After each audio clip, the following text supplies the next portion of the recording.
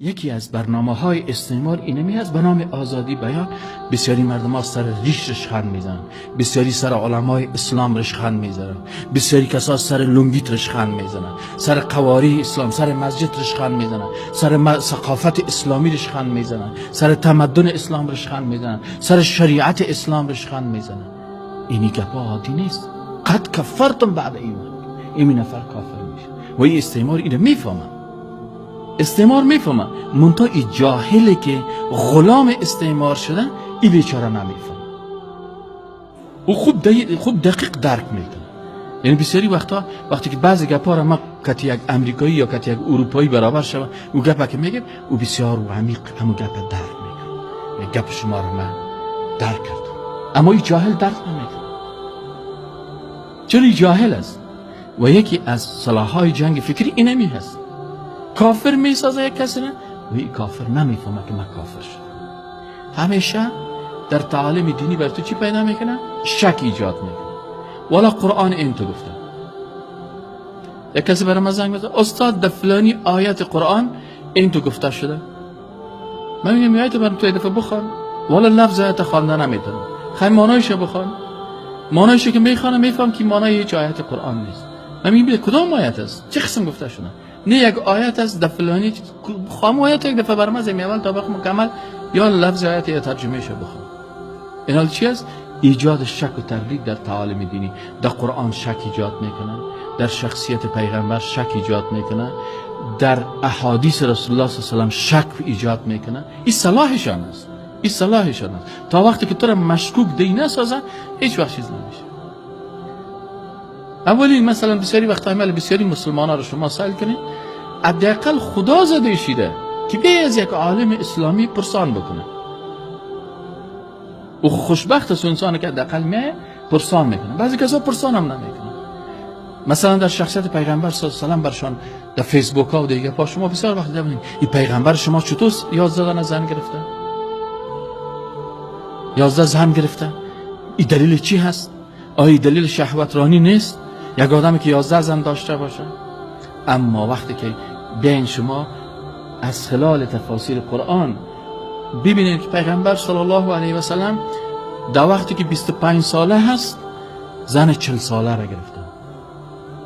امیال من چلنج میتم که بچه تا یا بیادرت که 25 ساله باشه تو بر زن 40 ساله بگی که چنگال میشه نمیشه.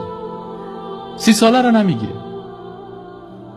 30 ساله را که برش بگی خیر است تو 25 هستی زن 26 ساله رو برات میگیریم. او بیادر تو سلامارش خند میزنی چطور میگی؟ حقیقت از اینجا درک میشه که نفر بونه چطور پیغمبر آماده میشه خودش 25 ساله خانم میره بگیره که چند سال است؟ 40 سال است. یکی. دوم اگر این یک کمک قوه تحلیل داشته باشه که این پیغمبری که 25 ساله بود این زن 40 ساله رو گرفت تا وقتی که این زن زنده بود پیغمبر دیگه زن نگرفته.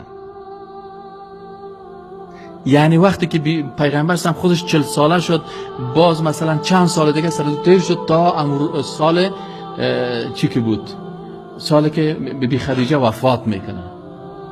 پیغمبر چند ساله شد تا او وقت و این وقتی پیغمبر مثلا 40 ساله شد خانمش چند ساله بود؟ 55 ساله شد. با اینی میزنه 55 ساله تا این وقت کت زمین زندگی میکنه. چرا و در وقتی که عرب های قریش آمدن و برش گفتن که این پیغمبر این دین ترک بکن، دعوت ترک بکن که ما یک قسم پیمان استراتژیک بساز. متوجه هستین؟ پیمان استراتژیک همراه ما امضا بکن. خیلی گپ است. اینمی عین پیمان استراتژیک وام پیشنهاد کردن. گفت پیمان استراتژیک همراه ما امضا بکن، ما 3 چیز برات میدیم. اگر زن میخوای از هر قبیله یک دختر 16 ساله، 17 ساله، 18 ساله برات خانم میدیم. 40 قبیله است 40 تا زن میگی. بعد بین جاهلیت دیگه مروج بود. این پیشنهاد اولشون بود. دیگه پیشنهادشون گفتن اگر مال میخوای ما برات از تمام قبایل یک مقدار مال رو تعیین میکنیم به خاطر از اینکه جنجال پیدا نشه. این مال بر تو هم تو مفت می در صندوق تو بر تو میرسه. و اگر میخوای که چیز برات بدیم چوکی بدیم تو را رئیس دارالندوه مقرر میکنیم. تو رئیس هستی خلاص تو رئیس باش ما زیر دست منتا ای دعوت. رسول اکرم صلی الله علیه و برشان گفت که اگر آفتاب در دست راست ما بگذارین، مهتاب در دست چپ ما بگذارین، ما از اون راهی که رفتیم ما از اون منصرف نمیشیم. یا الله این دین نصرت میکنه یا ما از بین میرم. اینال این پیغمبر باز میگه خانم دیگری که میگیره چند ساله هست؟ خانم 60 ساله. حالا پیغمبر زن 60 ساله رو چی میکنه؟ این 60 ساله رو چی میکنه؟ چی هدف داره؟ لکن وقتی که هدفش میفهمی که پیغمبر صلی الله علیه و سلم نیاز داره که یک مدرسه بسازه، یک کهنتون بسازه که استادای از او زنها باشن و برای زنهای مسلمان ها دین برشان بگویه. بسیاری وقتا یک دعوتگر، یک عالم بسیاری از مسائلی که مربوط خانم هاست او رو برای زن گفته نمیتونه، مجبور است که آدم همون مسئله رو به خانم خود بگه. باز بسیاری وقتا کسی به خانم یک سوال میکنه، باز ما برای خانم خود میگم، او باز میره برای او میگه. من مستقیما برای او جواب سوالش رو گفته نمیتونم. رسول اکرم صلی الله علیه و سلم زن 60 ساله رو میگیره. اگر این انسان باشه بفهمه چرا پیغمبر زن 60 ساله رو نکاح میکنه. این حال بسیاری کسا فرصت نداره که بیاید درس دین.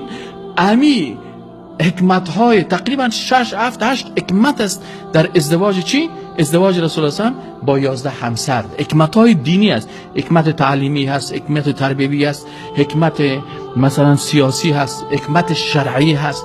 اینی بعضی چیزاست کل زیر ما میخوریم. لکن چی کردن؟ اینال جنگ فکری در اینجا مردم هم کردن